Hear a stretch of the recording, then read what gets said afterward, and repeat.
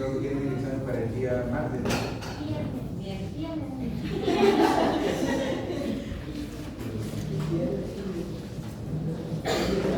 Para el 28.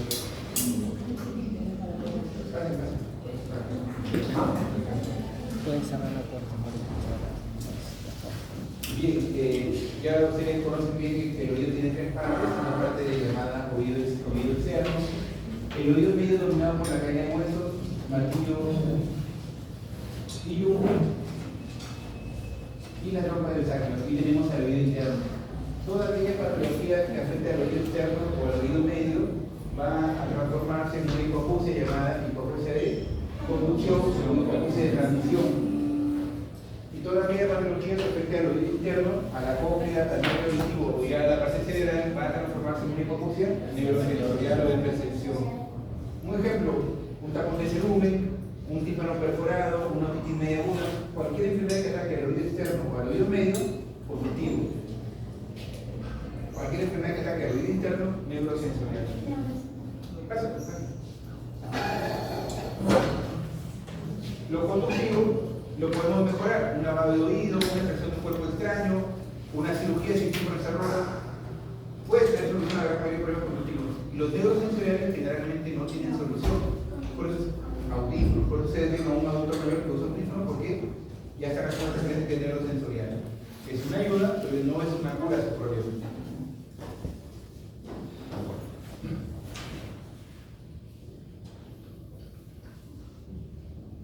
Bien, para valorar la hipoacusia, nosotros tenemos dos variables.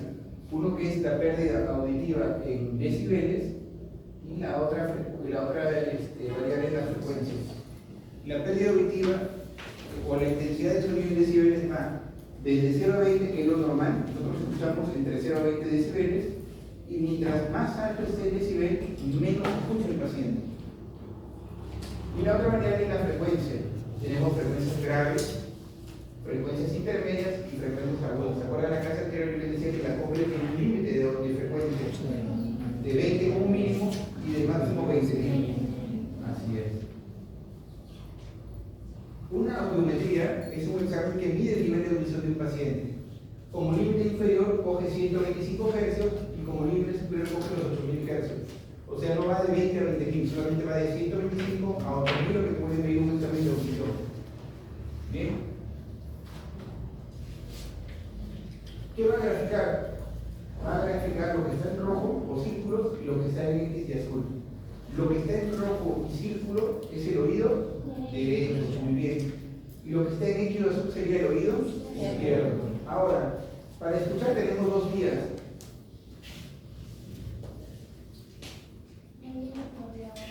Muy bien. Vía aérea y vía ósea. ¿Qué significa vía aérea? Ese sonido se transmite naturalmente por el oído externo y medio hacia el oído interno. Y la vía ósea es aquel sonido que se transmite a través del hueso mastoides, no pasa ni por el oído externo ni por el oído medio, sino que va directamente hacia el oído interno. ¿Bien? ¿Cuál va a ser mejor, la vía aérea o la vía ósea? ¿Cuál es mejor, el sistema diseñado para escuchar o la vía alternativa que es la ósea? Ese es mejor, la vía aérea. La vía aérea está diseñada para escuchar. Ven ustedes todo este sistema de palancas, de membranas timpánicas, es para escuchar. Bien. Entonces, en una audiometría, lo primero que vamos a hablar es esto. Ejemplo, vamos a tomar el rojo. ¿El rojo sería oído? Derecho.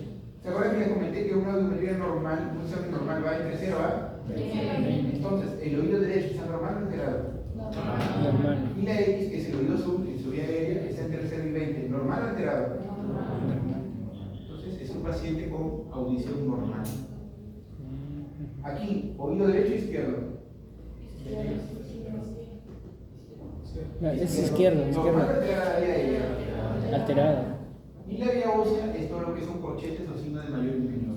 La vía ósea está normal o alterada. Normal. Si la vía ósea está normal y la vía aérea está alterada, ¿sería? Ósea ¿Conductiva o neurosensorial? Conductiva. Conductivo es. Conductivo. ¿Por qué? Porque acá hay tapón de cerumen, por lo tanto la vía aérea no va a transmitir bien, se va a estar alterada, pero la vía ósea sigue normal. Claro, Eso al es menos que conductivo. sí contra En cambio, este examen que es oído derecho o izquierdo. derecho, Muy bien, oído derecho. La vía aérea es anormal alterada. alterado, Y la vía ósea, alterado, si las dos están alteradas, ¿sí? Las dos están alteradas y juntas serían, las dos están fallando, serían neurosensoriales. ¿Sí? Si solamente falla la vía aérea, conductivo. Y si las dos fallan, es neurosensorial. neurosensorial, Entonces, fija conexión. aquí, derecho o izquierdo, Derecho y conductivo o abajo, neurosensorial. conductivo, Y aquí, eso está normal, normal,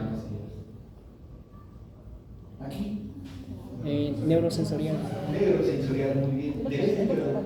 el otro también, derecho, izquierdo, ambos, entonces, Izquierdo, claro. neurosensorial. Ujú. Ahora, que hay otro detalle, que los dos son bilaterales y son simétricos, son iguales.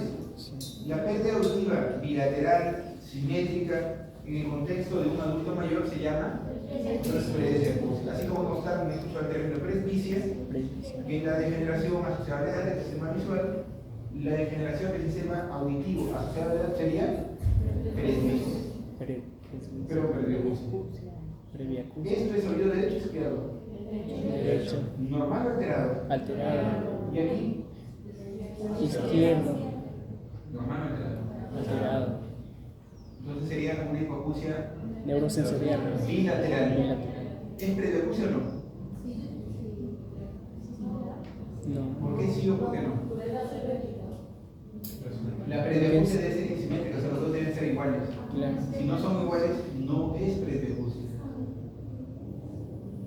Aquí, bien, acá en una audiometría generalmente las dos gráficas están mezcladas. Conductivo derecho, muy bien. ¿Y el izquierdo? No, conductivo, Es una hipoacusia conductivo, conductiva bilateral, Bilateral. pero a predominio del oído. derecho. Y en esta otra gráfica. O sea, de 0 a 20 tienes que fijarte. Si el rojo está entre 0 a 20, Ahora vamos a ir a la enfermedad del oído interno. y el negrito es La enfermedad vestibular más frecuente del oído interno se llama así es, vértigo posicional paroxístico benigno, la causa más frecuente del vértigo periférico, originado en mayores de 60 años, predominantemente mayores de 60 años, cuya crisis inicial llega a la consulta de emergencia. A la hora que me levantó de la cama sentía que todo me daba vueltas, que es un vértigo, vértigo de levantarse de la cama. Cuya duración es de pocos segundos a pocos minutos. Por lo tanto, a la hora que llega la consulta no van a tener el vértigo. Nosotros tenemos que estimular o a propósito hacer que el paciente tenga vértigo. Y ese examen se llama sentarlo al paciente y luego acostarlo en una camilla con la cabeza colgando.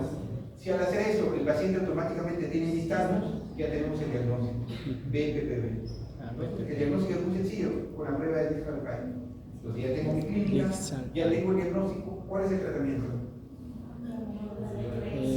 Reposición. Así es, de reposición por recolocación canalicular, cuya efectividad del 80%, la mejor es la de Emblix. Porque el tratamiento no es farmacológico, el tratamiento es con reposicionamiento. Y ahora tengo el paciente acostado, el kilo de la cabeza 90 grados, bueno, son 3 kilos de la cabeza en 90 grados y lo debemos sentando para que los otonitos regresen hacia dónde? hacia la parte Hacia el cutículo, muy bien. ¿Regresen de dónde? De la imagen circular posterior, hacia el cutículo, que es donde deberían estar siempre, ¿no? Muy en bien. el utrículo.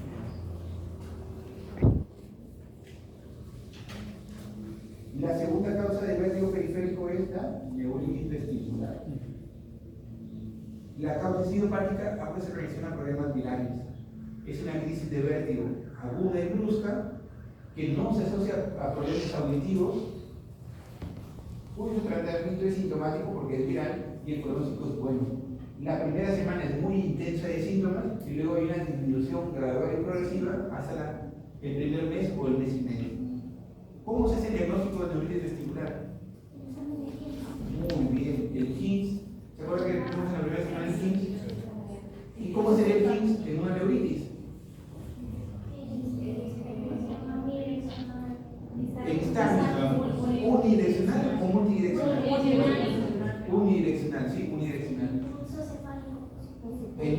radico positivo quiere decir que está normal o alterado.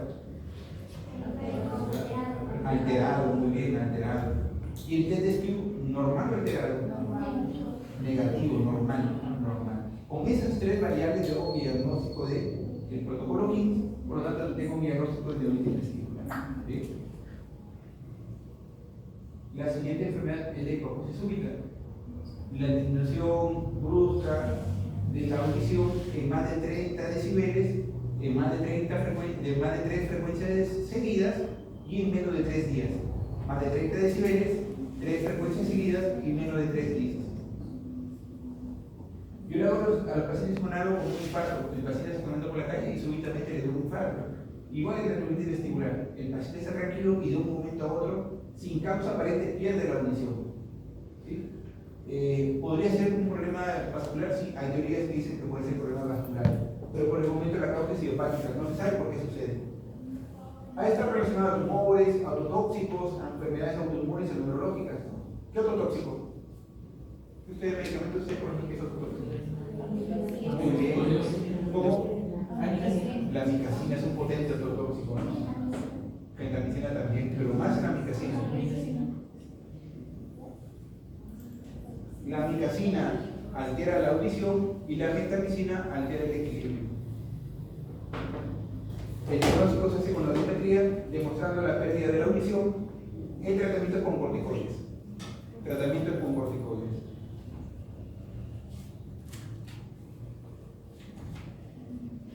Todas las enfermedades del oído interno, enfermedad de Meniere, hipoacusia súbita, vértigo posicional parapsíquico benigno, neuritis, bueno, todas las enfermedades del oído interno, la otoscopía va a estar normal porque es enfermedad del oído interno. La única enfermedad del oído interno que tiene otoscopía alterada es la laberintitis. Y ustedes ven ahí una definición que dice inflamación de las estructuras dentro del oído interno secundaria a una otitis media aguda o crónica. ¿Qué significa? El paciente estaba con una otitis media aguda, o sea, el tímpano estaba con pus. Y ustedes saben que un paciente con pus en el oído, normalmente como un globo va a terminar reventándose. ¿Sí? Y generalmente la infección o la secreción sale por el oído, o sea, no torrea. Pero en algún grupo de pacientes, en lugar de salir al exterior, esa secreción se mete hacia el oído interno y originando la laberintitis. Por lo tanto, sí o sí una laberintitis debe haber un signo de infección. ¿Sí? Esas laberintitis se dividen en dos, en difusas y circunscritas. Y las difusas se dividen en dos, serosa y purulenta.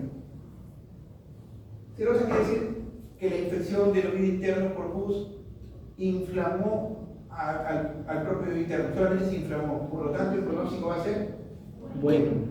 Pero si esa secreción purulenta definitivamente se ha metido al oído interno, lo va a carcomer, lo va a destruir. Por lo tanto, el pronóstico es malo porque es irreversible. Va a dejar alguna secuela como la apofosis. ¿Y qué es apofosis? Así es, pérdida completa y total de la audición, la cual no se va a recuperar. ¿Bien? Y la laberintitis circunscrita está debidas a colecistoma. ¿Y qué es un colecistoma?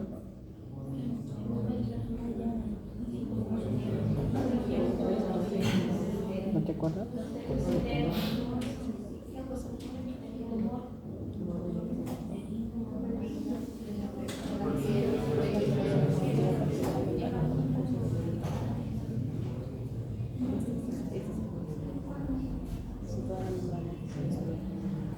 Destrucción de la membrana.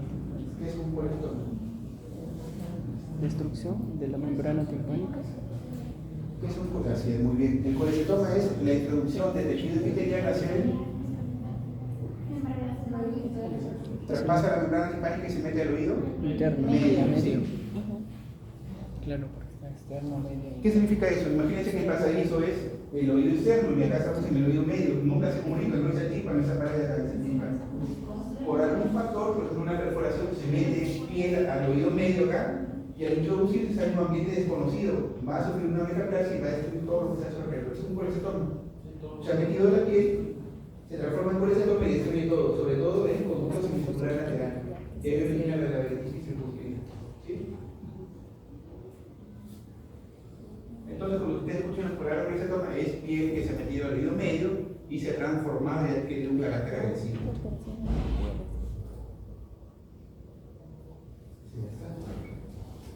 Hipoacusia.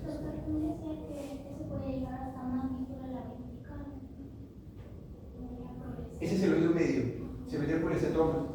Puede llegar a la ventana, que es el oído interno, es una fístula, se ha metido, esa es una fístula porque se ha metido hacia el oído interno.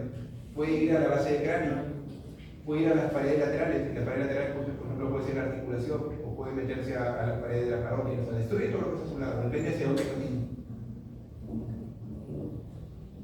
Y la enfermedad de Meniere se llama también hidrocefalinfático. ¿Por qué? Ustedes saben que el oído interno, ¿sí? La cocleocaracol, por ejemplo, es una tubería. Esa tubería siempre saca un líquido, ese líquido se llama hidrolinfático y predomina el sodio y el potasio. El potasio. Y encima de esa tubería se encuentra el líquido perilinfático, que predomina Sodio. Esos dos líquidos nunca se mezclan. Cuando hay mucha producción de líquido endolinfático o poca absorción, como un globo en la parte interna del oído se va a ir cada vez ensanchando hasta que no va a aguantar y van a romper sus paredes y se va a mezclar el linfa con el linfa.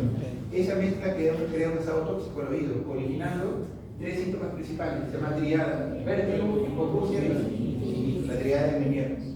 Y la hipoacusia es neurosensorial que afecta las frecuencias graves, acuérdense de eso. Esas crisis duran al menos 20 minutos y vienen de forma brusca. El tratamiento médico es con belistina y el quirúrgico consiste en anular el sistema del equilibrio, porque se altera como el vértigo, a través de inyección de gentamicina o de destruir el oído interno con una laringectomía. Yo entro con una cirugía y destruyo todo el oído interno. Elimino la audición y elimino el equilibrio de ese paciente. ¿Se acuerdan que decimos que la micacina es ototóxico? Y acá está la gentamicina. Miren, la gentamicina sirve para el equilibrio, así es. ¿Ya? El equilibrio. Y luego tenemos el neurinoma del acústico. El neurinoma del acústico es un tumor benigno que crece por encima del octavo par craneal.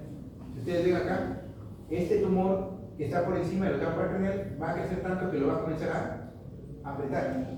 ¿Sí? Comienza a apretar el octavo par craneal, por lo tanto va a lastimar la rama coclear y la rama vestibular. Si afecta la coclear va a haber hipoacusia y tinnitus, y si afecta la rama vestibular va a haber alteración del equilibrio.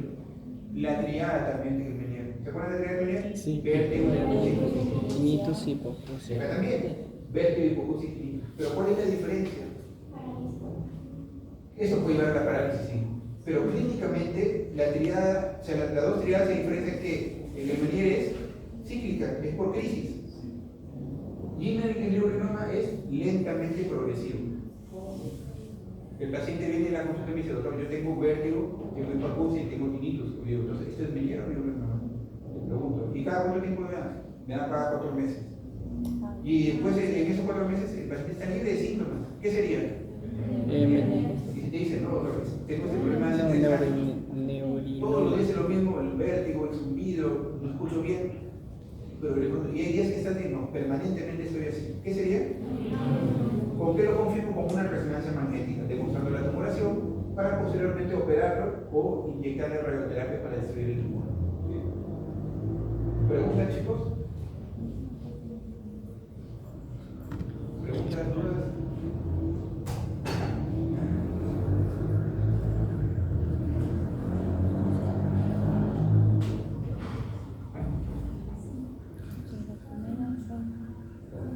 Son dos triadas. Sí, pero la que es constante es la triada de Y en el cuarto tema, que sería patología adenominelar. es el adenoma. Sí. Bueno, eso es muy sencillo, chicos. Adenoides de amígdalas. Primero se sospecha algo. Ustedes van a sospechar que un paciente sufre de problemas de adenoides cuando llega entre los 3 a 6 años. Es el pico de problemas en adenoides. Si me llega un paciente de 8 años, no. ¿Sí? Porque todos los pacientes nacemos con adenoides, todas las personas nacen con adenoides, pero es entre los 3 y los 6 años donde alcanza su pico de crecimiento. Y a partir de los 6 años, como un globo, se comienza a desinflar. 7, 8, entonces me llega un paciente de 8, 9 años con problemas respiratorios, mi primera sospecha no va a ser adenoides, podría ser amígdala o tabique. Pero si me llega un paciente de 4 o 5 años, Yo sospecho que puede ser además de primera causa. Entonces, el diagnóstico diferencial va primero por edad. Segundo, el diagnóstico de una hipertrofia de adenoide se hace con el tejido faríngeo, que es el mismo que utilizan los odontólogos. Lo coloco por la garganta y trato de ver directamente el adenoide. Pero el gol estándar es la endoscopía, flexible o rígida, como la que usa el gastroenterólogo, esa fibra que utiliza para allá. Es muy parecida, pero más delgada, que entra por la nariz y me permite ver directamente el adenoide. Como este examen es caro y no está disponible en todos los centros hospitales, pedimos una alternativa que se llama Radiografía, de caufaríngea. así es, radiografía de caufaríngea. Me llega el paciente, 4 años, ronca, duerme con la boca abierta, se ahoga en las noches. ¿Cuál es mi indicación de cirugía? ¿Cuándo yo opero un adenoide? Cuando hay síndrome de Así es, apnea, ¿cuál sería? síndrome de apnea, Episodios de apnea. ¿Qué es el apnea? apnea del sueño. ¿Qué es dificultad respiratoria cuando está. 2 segundos, si no es apnea. Al menos 15 segundos. 15 o más segundos, ¿ya? Dice, Claro. ausencia de respiración por más de 15 segundos con taquipnea compensatoria. Por eso el niño se levanta agitado. Ausencia de respiración por más de 15 segundos con taquipnea compensatoria. Señora, su hijito se ahoga en las noches, sí, a veces está como muertito, o sea, quiere decir que no respira y luego se levanta agitado. Ya tengo una sospecha de apnea y ya ahora, señora, ¿sabe que usted sabe que le voy a hacer una referencia al otorrino porque es muy probable que tenga que operarse? Bien. En amígdala, ya es mucho más sencillo ver la amígdala, le pido al paciente que abra la boca, que no saque la lengua y coloque el pasalenguas. Y con eso observa directamente el tamaño de las amígdalas. Y es el mismo tratamiento. Yo lo voy a operar cuando hay apnea. El niño se ahoga, no puede dormir bien, tengo que operarlo.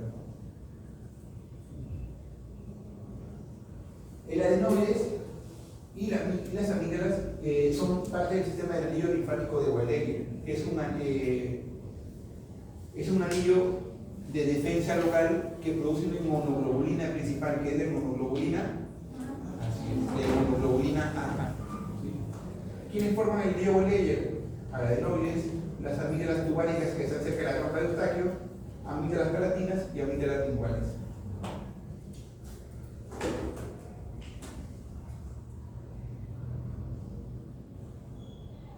Amígdalas, perdón, ese es el adenoides, parece un cerebrito todo disperso. Y acá lo estamos viendo directamente a través de la endoscopía. El adenoide se ubica en la parte más posterior y más superior de la nasofaringe, que incluso puede crecer tanto que puede tapar la trompa de Eustaquio. Si te lo tapa la trompa de Eustaquio puede producir otitis a repetición. Otitis serosa de repetición. Esa es la amígdala.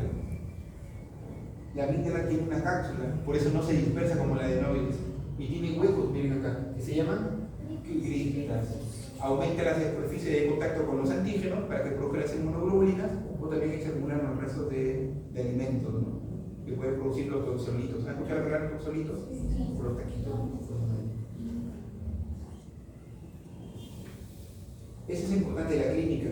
Un paciente que tiene la adenoides tan grande no va a poder respirar por la nariz, por lo tanto va a usar la boca. Al usar mucho la boca, se produce el síndrome del respirador oral. Miren, al respirar por la boca comienza a alterarse el paladar, comienzan a alterarse los dientes. A diferencia de un paciente que respire por la nariz, tiene un adecuado control de toda la estructura maxilofacial. O sea, el problema adenoideo o amígdala puede producir alteraciones en toda la estructura facial que requieran más tratamientos odontológicos o maxilofaciales. Primero el niño tiene un seno inquieto, se mueve de un lado a otro, mueve las piernas, normal. Pero cuando esto ya comienza a avanzar, vemos que ya la estructura facial se altera. El eje longitudinal es mayor que, perdón, el eje vertical es mayor que longitudinal. Primera alteración. Segundo, los incisivos comienzan a crecer demasiado, dientes en paleta y se comienzan a separar para que ingrese aire. Eso se llama, ¿cómo se llama la separación de los dientes? Diastasis. Bueno, la separación de los rectos se llama diástasis. Y la separación de los dientes se llama diastemia. Diastemia. Muy bien. Miren, la boca siempre está abierta, la mandíbula está hundida, una retroposición de la mandíbula o retrognatia. El labio superior es corto, la nariz también es pequeña, el paladar ojival. La nariz es pequeña porque el paladar se ha metido hasta la nariz, se ha hundido hacia adentro. Tenemos grandes diferencias, miren. Un paciente normal, boca cerrada, la nariz con buena configuración, pero un paciente que respira mucho por la boca, la nariz se hace pequeña, el labio superior corto, las mandíbulas retraídas, adenomias extraídas, amígdalas. Tienen 4 grados. Grado 1 cuando hay 25% de crecimiento hasta la línea media o hasta la úvula. Grado 2, 50% del tamaño hasta la úvula. Grado 3, 75% del tamaño hasta la úvula. Y grado 4 cuando llega cercano al 100% de obstrucción. Indicación para la amigdalectomía, ya les comuniqué, el apnea obstructiva del sueño. Complicaciones por no operar un paciente,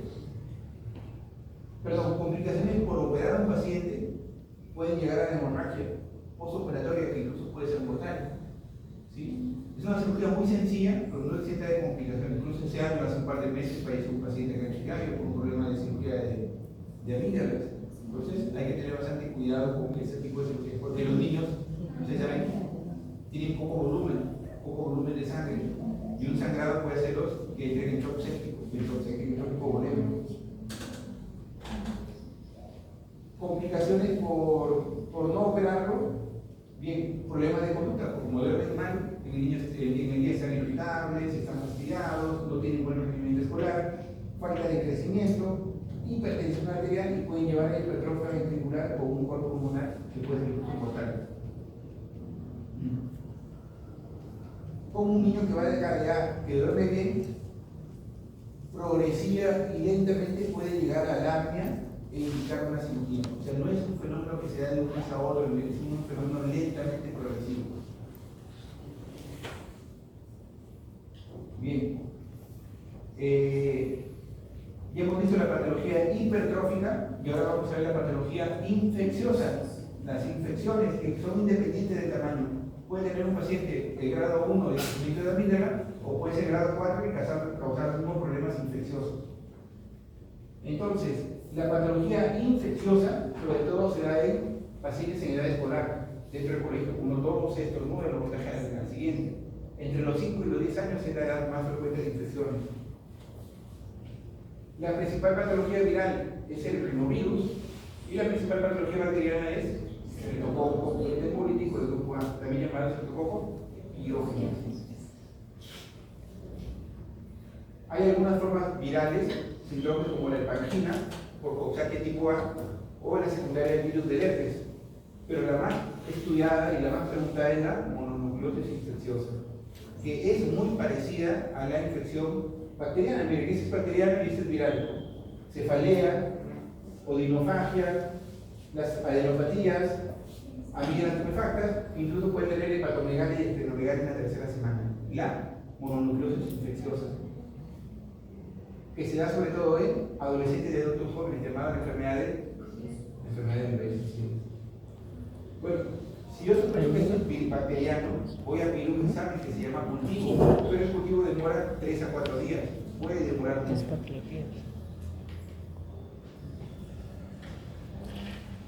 La principal forma viral es el rinovirus, seguido del coronavirus, y la principal forma bacteriana en frecuencia y complicaciones es el streptococo pirógenes.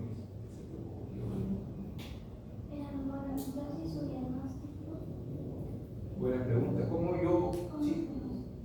¿Cómo ya diagnostico una mononucleosis infecciosa? Lo más sencillo es pedir un hemograma. ¿Qué me va a decir el hemograma? ¿Qué predomina en una infección viral como la mononucleosis? Los linfocitos, muy bien. ¿Qué más? ¿Neutrófilos? ¿Monocitos o neutrófilos? Monocitos. Los monocitos y los linfocitos son de predominio viral. y los neutrófilos son de predominio bacteriano. Pues me da que el hemograma me dice aumento de neutrófilos, ¿qué sospecho que sea? Viral. Bacteriano. Descarto la mononucleosis. Pero hay un diagnóstico que es el gol estándar para mononucleosis infecciosa. Se llama anticuerpos heterófilos. Los anticuerpos heterófilos nos permiten hacer el diagnóstico definitivo de una infección por mononucleosis infecciosa. Bien, la hepangina secundaria del virus Coxsackie tiene características que producen vesículas solamente en el paladar blando. No afecta otra zona de la cara ni de la boca. En cambio, la infección por herpes también produce vesículas, pero también puede afectar otras zonas. No tiene respeto por la ubicación anatómica.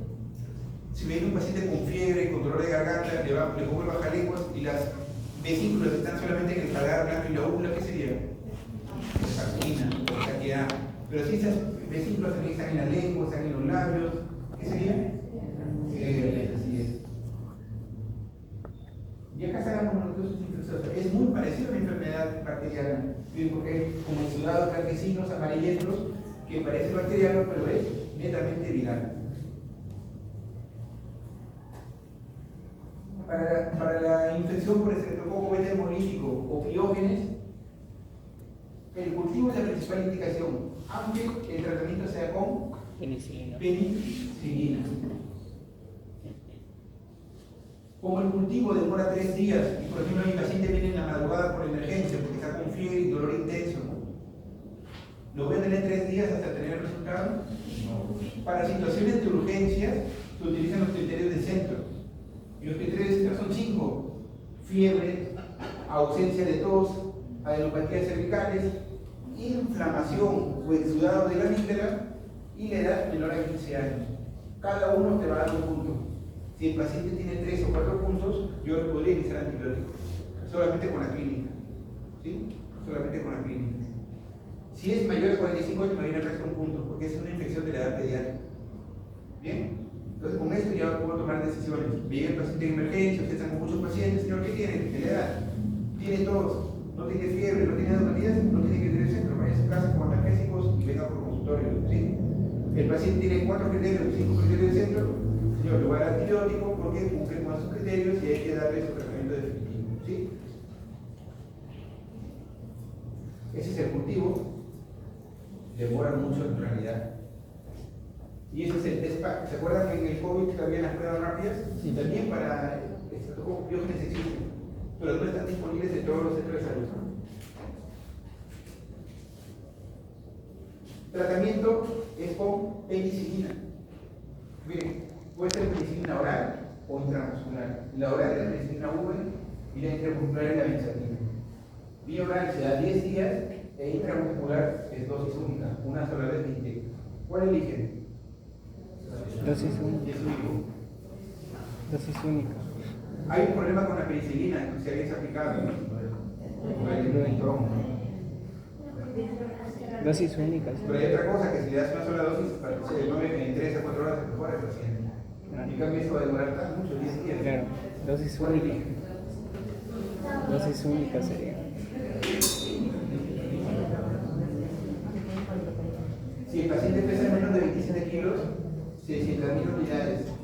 Si el paciente pesa más de 27 kilos, 1.200.000, o sea, el doble. Este es un frasco y esto es medio frasco. Pones ahí a la enfermera, colocar 600.000 unidades, entre paréntesis, medio frasco de penicilina, dosis única intramuscular. Previa prueba de sensibilidad. Se coloca una porción en el antebrazo, se espera 10 a 15 minutos. Si sale un jabón con una roncha, ¿le inyectas o no? No, porque es alérgico, no le inyectas, buscas otra alternativa. Si sale normal, le inyectas. ¿Se combina o no? No, yo lo combino, generalmente se combina con lidocaína, 2 mililitros mejor para que no le duela mucho al niño. Si es alérgico, tenemos acitromicina, por ejemplo, macrolidas o quinolonas también podemos dar. Entonces, son alternativas a los derivados de la penicilina. ¿Las encefalominas podrían darse? Podría ser. Se dice que el 10%, o sea, cada 100 10 son alérgicos. ya es decisión individual. Entonces, muy poco probable, pero si pasara algo, te van a meter a punto de dejar con esto, mejor evitas, ¿no? Acitromicina, ciprofloxacino, pero son buenas alternativas, ¿no? Y las penicilinas de marca ya vienen mezcladas, no vienen ya con. Abres tu cajita y sale la ampolla de penicilina y sale ya también su ampolla de lidocaína para mezclarlo ahí. Pero esas no, la del estado del sitio de salud, no, tiene que tener cuidado, mejor colóquenle con lidocaína, si no al niño le va a doler más la inyección que la infección.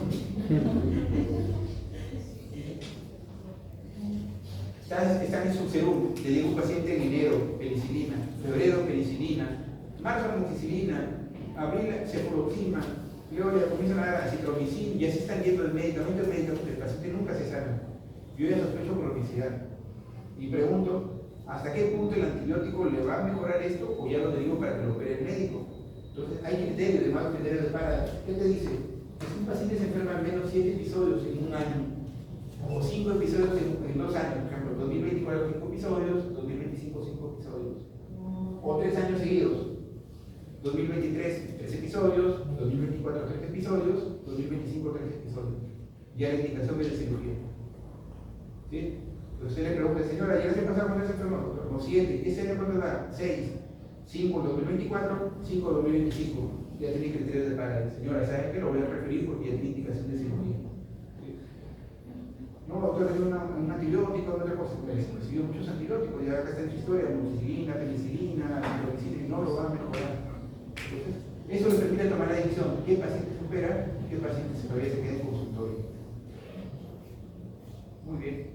¿Alguna pregunta, chicos? Son cosas muy sencillas, ¿no?